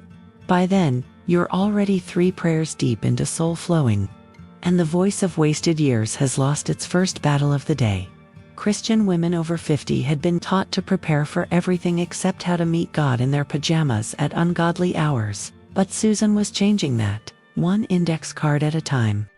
The breathing instructions were revolutionary in their simplicity. Don't do yoga breathing or special techniques. Just breathe like you're trying to fog a mirror deep enough to see the vapor, soft enough to not wake anyone. Count to 4 on the inhale, hold for 4, release for 6. The longer exhale tells your nervous system this isn't an emergency. Do this 5 times, and your body will remember it's safe.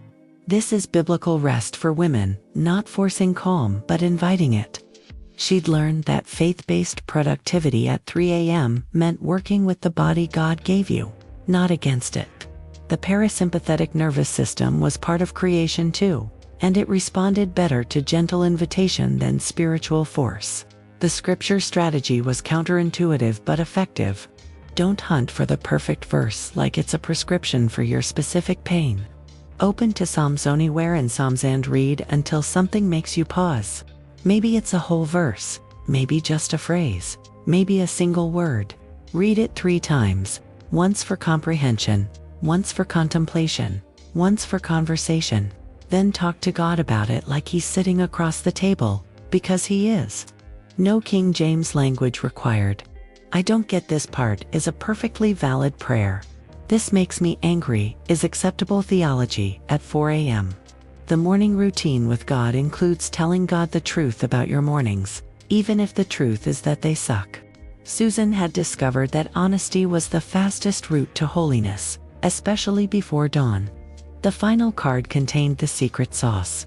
End with future tense, not past. Don't journal what went wrong yesterday or what hurts today. Write one thing you're asking God to do tomorrow. Make it specific and small. Help me be patient with the Kroger clerk. Show me how to love Sarah without fixing her.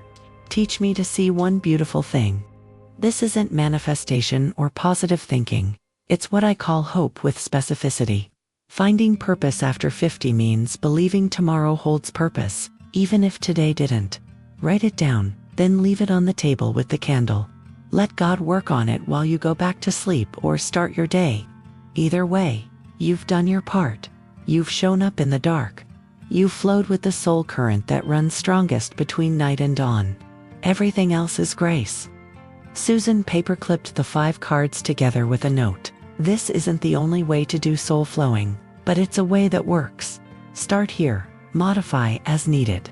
The only rule is to show up. The river will teach you the rest. Tomorrow, 17 women would begin their own experiments, and Susan would discover that teaching others to flow would deepen her own current in way.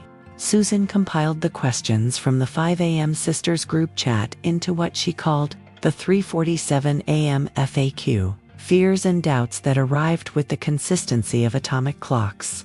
Question 1 came from Linda, the pastor's wife. Am I too old to start something this intensive? I'm 67, not 47. Susan's answer was swift and certain.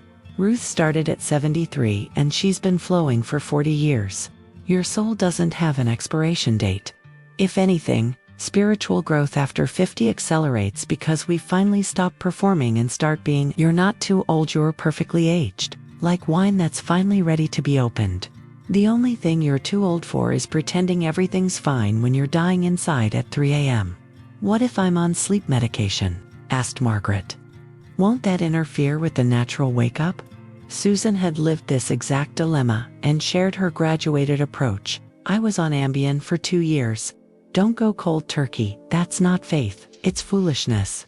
Start by setting your alarm for 4:30 a.m., even if you took medication at 10 p.m. Do 5 minutes of soul flowing. Then go back to bed. Your body will start anticipating the wake-up. After 2 weeks, try half your usual dose. After a month, try skipping 1 night a week. I'm not anti-medication, I'm pro-listening to what your body actually needs versus what fear demands. Biblical rest for women includes medical wisdom. Work with your doctor, but also work with your soul. They're not enemies. The question that made Susan cry came from her own daughter. What if I don't believe in God the way you do? Can I still do soul flowing? Susan's response took 3 drafts. Sarah, honey, soul flowing isn't about believing the right things. It's about showing up to the mystery. Call it God, universe, source, or just whatever's listening at 3 a.m. The practice works because it aligns you with something beyond anxiety, not because you sign a doctrinal statement. Jesus met people where they were, not where religion said they should be. Come as you are. Doubt and awe. Sometimes doubt is just faith asking better questions, and 3:47 a.m. is the perfect time for questions. But what about spiritual warfare? Asked Jennifer. My pastor says we shouldn't open ourselves up during vulnerable hours. Susan felt her spine straighten with conviction. Jennifer, we're already in warfare at 3 a.m. with anxiety, insomnia, grief, hormones, and fear. Soul flowing isn't making us vulnerable. It's making us victorious. We're not opening ourselves to darkness. We're lighting candles in it. If your pastor thinks Christian women over 50 meeting God in their kitchens at dawn is dangerous, ask him what's more dangerous, praying at 3 a.m. or taking Xanax and wine to survive it. This isn't New Age. It's older than age. It's Psalms and prophets, Jesus and disciples. Centuries of mystics and mothers who knew that God shows up strongest when we're weakest. The final question came from Ruth herself, the elder who'd started it all. What happens when I can't wake up anymore? When I'm too frail to get to my candle? Susan's answer became the 5 a.m. Sisters benediction. Then you soul flow from your bed. Ruth. Then you breathe prayers instead of writing them. Then you let the darkness itself be your candle and your heartbeat be your hymn. Soul flowing isn't about the form, it's about the flow. And when you can't flow anymore, you rest in the current that's been carrying you all along. Finding purpose after 50 means finding purpose at 60, 70, 80, 90. The morning routine with God becomes the eternal routine with God, and death just means we finally get to see who we've been meeting in the darkness all along. Until then, we flow. Tired, we flow. Sick, we flow. Doubting, we flow. Because once you've learned the rhythm, your soul never forgets it. Susan looked at the growing list of sisters, 23 know each carrying their own 3:47 a.m. story, and added one final note. We're not too old, too broken, too medicated, too doubting, or too anything for soul flowing. We're exactly the right amount of desperate, and that's the perfect starting point for transformation. See you at 5 a.m., sisters. Come as you are, flow as you can. That's enough. That's always been enough. At 5 a.m. on day 100, Susan led the 5 a.m. sisters, now 37 women strong, through what she called the Great Acknowledgement Prayer, a guided journey from darkness to dawn that would become their signature practice. Sisters, she began, her voice steady over Zoom, as candles flickered in 37 different homes. Place your hand on your heart, feel it beating. That's your first amen. You're alive for this moment. And this moment is all we need. Now repeat after me, but make it yours. God of the 3:47 a.m. wake-up call. I'm here. Tired. I'm here. Afraid. I'm here. Menopausal. Widowed. Divorced. Confused. I'm here. I'm showing up to the invitation I've been calling an interruption. Lord of the darkness that isn't dark to you, Susan continued, watching faces illuminated by candlelight and computer screens, tears already flowing freely. We're the women over 50 that the world calls invisible. But you see us, you wake us, you wait for us in these thin hours when our pretenses are too exhausted to perform. We confess, we're angry about aging, terrified of irrelevance, exhausted from pretending we have it all together. We're mad at our bodies for betraying us, mad at our children for not needing us, mad at you for taking our husbands, our health, our hormones. But we're here anyway, because where else would we go? You have the words of eternal life, and we need them at 5 a.m. more than we need sleep. The prayer deepened as Susan felt the collective energy of women finally telling the truth. We release the voice of wasted years that says we're too old to matter, too broken to be blessed, too anxious to be anointed.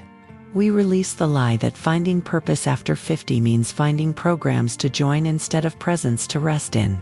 We release the performance of biblical rest for women that looks like Pinterest perfect quiet times, instead of tear-stained journals and coffee-breathed prayers. We embrace soul flowing not as another thing to master, but as surrender to the current. You've been running through us all along. We embrace our 3:47 a.m. appointments not as punishment but as privilege. Not as insomnia, but as invitation to the secret place where you reveal yourself to the desperate. Now, Susan's voice grew stronger. We declare over ourselves and each other. We are not too old, we are seasoned. We are not falling apart, we are being reformed. We are not losing our minds, we are finding our souls. Our hot flashes are holy fire. Our night sweats are baptisms. Our anxiety is just misdirected awareness of your presence. Our grief is love with nowhere to go except up to you. We are Christian women over 50, and we are just getting started. We claim our spiritual growth after 50 as acceleration, not decline. We claim our morning routine with God as romance, not religion. We claim our faith-based productivity as flowing, not forcing. The prayer reached its crescendo as dawn light began touching windows. Lord, we ask not for easier nights but for stronger flowing. Not for anxiety to disappear, but for it to be transformed into awareness of you. Not for our children to need us the old way but to witness us becoming who we were always meant to be. Not for our bodies to stop aging, but for our souls to keep growing. Teach us, 3:47 a.m. at a time, that you are the God of the fourth watch, the thin place, the dark night of the soul that becomes the dawn of resurrection. We are the 5 a.m. sisters, and we choose to flow with you through darkness into light, through panic into peace, through grief into grace. Amen and amen. The screen filled with typed amens, raised hands, tears, and testimonies. Margaret wrote, "First time I've prayed without pretending, in 40 years. Linda added, "I felt something shift at holy hot flashes." Sarah typed, "Mom, I get it now. I finally get it." Susan closed her eyes, feeling David's presence like a blessing. Knowing that 100 nights of showing up had led to this. 37 women discovering that soul flowing wasn't just personal survival but collective resurrection. And 5 a.m. would never be lonely again. Susan held up 7 index cards to the computer camera, each marked with a day of the week and a single word. Monday breathe, Tuesday read, Wednesday write, Thursday listen, Friday bless, Saturday rest, Sunday share. Sisters, here's your 7-day soul flowing challenge. Not 7 perfect days, 7 honest attempts. Each morning when you wake, whether it's 3:47, 4:30, or 5 o'clock, you focus on just one action. Monday, you just breathe 5 conscious breaths. That's it. That's your entire spiritual practice. Tuesday, you read 1 verse. Wednesday, write 1 sentence. Thursday, listen for 1 minute. Friday, bless 1 person in your mind. Saturday, rest without guilt. Sunday, share what happened with 1 other woman. This isn't about overcoming burnout like a Christian productivity expert. It's about discovering that soul flowing can be as simple as breathing. Document everything, Susan instructed, showing her own beat-up journal filled with coffee stains and tear marks. Write the time you woke, what you did, how long you lasted, what you felt. Be brutally honest. If Monday's breathing turned into hyperventilating, write that. If Tuesday's verse made you angry, document it. If Wednesday you only wrote "this sucks," that counts. We're not curating content for Instagram, we're collecting evidence that showing up imperfectly still counts. Finding purpose after 50 means giving yourself credit for attempts, not just achievements. Every woman who completes 7 days, regardless of how messy those days are, gets added to our 5 a.m. Sisters directory. You'll have prayer partners across time zones, women who understand why you're texting at 3:47 a.m. The share component was revolutionary. After your 7 days, I want you to find 1 woman, just one, who might be suffering at 3:47 a.m., and send her this message. I've been waking up in the middle of the night too. I found something that helps. It's called soul flowing. Want to try it with me? That's it. Don't oversell. don't preach. Don't send articles about biblical rest for women or spiritual growth after 50. Just extend the invitation you wished someone had extended to you. If she says no, bless her and move on. If she says yes, send her our next Zoom link. The 5 a.m. Sisters grows one exhausted woman at a time. Sarah unmuted herself. Mom, what if we share this beyond our friend circle? What if I post about it on social media? Susan felt the group's energy shift from private practice to public testimony. Then be specific, Susan coached. Don't just say soul flowing changed my life. Tell them, I used to wake at 3:47 a.m. with panic attacks. Now I wake at 4:30 with purpose. I light a candle, read one psalm, write 3 sentences, and go back to sleep. It's been 7 days and my anxiety medication is cut in half. If you're a woman over 50 who can't sleep, message me. Give them the what, not just the why. Christian women over 50 don't need more inspiration, they need practical steps they can take in the dark. The challenge launched with 43 women committing to 7 days. Susan created a WhatsApp group specifically for check-ins, knowing that 3:47 a.m. could be lonely even with a plan. The messages started flowing immediately. Night 1 lasted 3 minutes. Still counts, right? Night 2 cried through the entire breathing. Is that normal? Night 3, husband thinks I've joined a cult, told him it's cheaper than therapy. By day 4, women were sharing photos of their candles, their journals, their tear-stained Bibles. Margaret posted at 4:15 a.m. My daughter just texted, asking what I'm doing up. Told her I'm soul flowing. She's joining tomorrow. The ripples were becoming waves. Susan added one final instruction. When you share, use hashtag 5am sisters and hashtag soul flowing. Not for vanity metrics, but for visibility. Some woman is Googling Christian insomnia help at 3:47 a.m. right now. Let her find us. Let her know that her wake-up call might be exactly what her soul ordered. 7 days, sisters.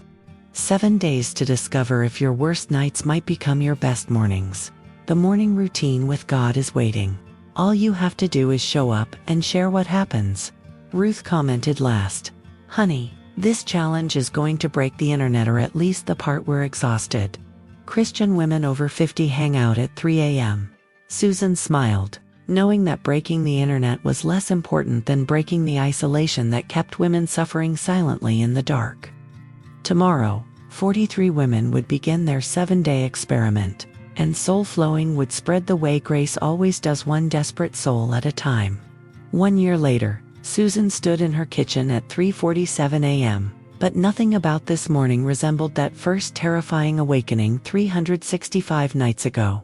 The candle was already lit. She'd taught herself to wake at 3:45 to prepare the space like a priestess preparing the temple.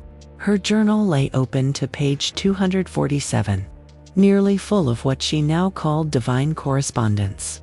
The voice of wasted years hadn't visited in 3 months.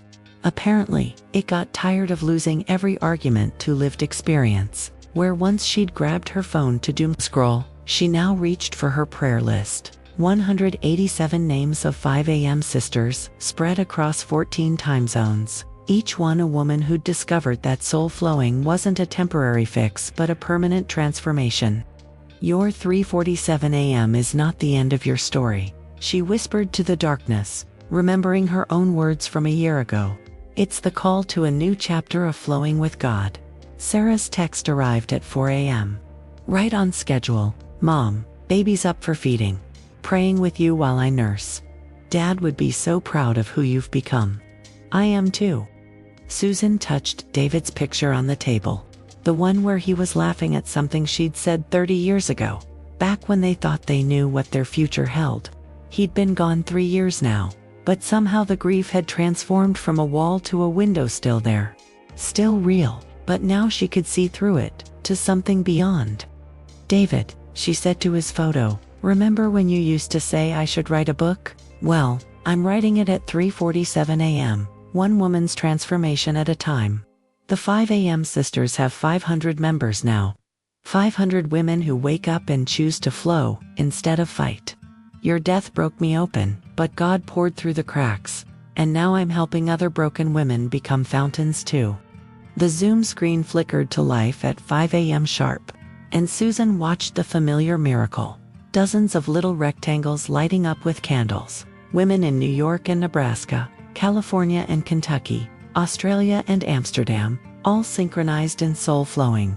Ruth was there, now 74, frailer but still flowing. Jennifer had lost her husband 6 months ago, but found that grief was different when you had 3:47 a.m. sisters who understood. Margaret's square showed 2 candles her daughter had joined permanently. Linda, the pastor's wife, had started a physical 5 a.m. sisters meeting at their church, telling her husband, "The women need this more than another Bible study."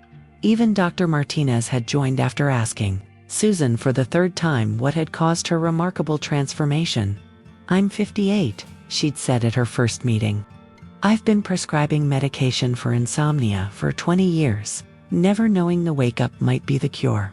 New faces appeared every morning.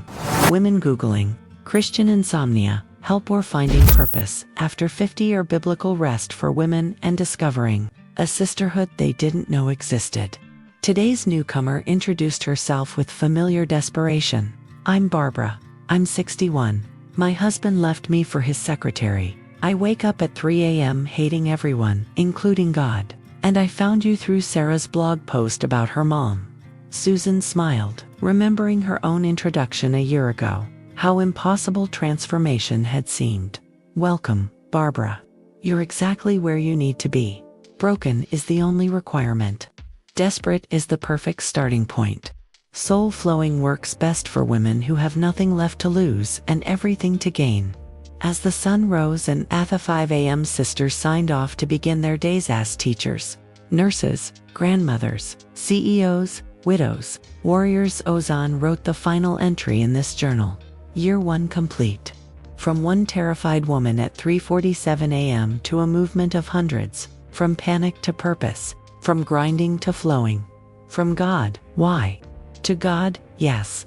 The anxiety still visits sometimes, but now it's just a reminder to light the candle. The grief still hurts, but now it's compost for growing others. Christian women over 50 aren't invisible, we're just burning brightest in the hours when nobody's watching. We're the 5 a.m. sisters, and we've discovered that the darkness we feared was actually the cocoon, and we were never trapped, we were transforming. She closed the journal, blew out the candle, and opened her laptop to begin writing the book that would share soul flowing with the world. The first line wrote itself. If you wake at 3:47 a.m. with your heart racing, wondering if you're dying, you're not, you're being born. This is your invitation to soul flowing. This is your call to flow with God through the darkness into dawn. Your 3:47 a.m. is not the end of your story, it's the call to a new chapter of flowing with God. And that chapter starts now. Look at Susan now 1 year later, standing in the same kitchen where she once collapsed in grief, but everything has changed. The 3:47 a.m. wake-up still happens, but now she meets it with anticipation instead of dread, knowing that 500 other women are waking too. All part of the 5 a.m. sisters movement that started with one desperate woman learning to flow instead of fight. This is what's possible when you stop treating your middle-of-the-night awakening as a problem to solve and start treating it as a sacred summons to soul flowing. Let me tell you what Sarah wrote about her mother's transformation. The mom who was dying of anxiety at 57 is now leading a movement at 58. She glows, literally glows, with this peace I've never seen in her, even when Dad was alive. She taught me that finding purpose after 50 doesn't mean finding new programs to join, but finding the rhythm you were designed for all along. Watching her soul flow through grief into grace has changed how I see my own struggles. If she can transform her 3:47 a.m. terror into 5 a.m. power, what excuse do I have? Here's your 90-day soul-flowing challenge, and I promise it will revolutionize your nights and your life for the next 7 days. When you wake up, and you will wake up, don't reach for your phone or your pills. Get up, light one candle, read one verse, write one sentence. That's it. Document what happens, the resistance, the tears, the breakthroughs, the setbacks. After 7 days, Find one other woman who struggles with middle-of-the-night anxiety and share what you've discovered. Tell her about soul flowing. Invite her into the current. Type 347 in the comments if you're ready to stop fighting your wake-up calls and start flowing with them. Type 5 a.m. sister if you're willing to try this for 7 days. Share this video with every woman over 50 you know who thinks she's broken because she can't sleep through the night. Send it in your WhatsApp groups, your church chats, your family threads. Someone needs to know that their 3:47 a.m. isn't a curse, it's a calling. The ripple effect is already beginning. Right now, as you're watching this, women across the world are discovering that their worst nights can become their best mornings. That spiritual growth after 50 accelerates when you stop performing and start flowing. That God has been waiting for you in the darkness all along. The 5 a.m. sisters now span 14 time zones. Hundreds of women who've discovered that biblical rest for women isn't about sleeping through the night, but about meeting God in it. Remember Margaret from the story? She's real. She's leading 10 women through soul flowing in her living room every morning. Jennifer, she's written a book about grief and grace at 3 a.m. Dr. Martinez, she's now prescribing soul flowing before sleep medication. Ruth, at 74, says she's more alive at 3:47 a.m. than most people are at noon. These aren't superwomen, they're women who discovered that their breaking was actually their breaking open. That soul flowing works not despite their brokenness, but because of it. Your 3:47 a.m. is not the end of your story, it's the call to a new chapter of flowing with God. Tonight, when you wake up, and statistically, 73% of women over 50 will remember Susan's journey from panic to peace, from grinding to flowing, from dreading the dawn to greeting it with gratitude. Remember that you're not alone. The 5 a.m. sisters are awake too, flowing through the same darkness toward the same light. Remember that what feels like insomnia might be invitation. What feels like anxiety might be awakening. What feels like your worst problem might be your greatest portal to transformation. The soul flowing is already moving through you. All you have to do is stop fighting the current and start flowing with it. See you at 5 a.m., sister. Come as you are, flow as you can. That's enough. That's always been enough. Your new chapter starts at 3:40.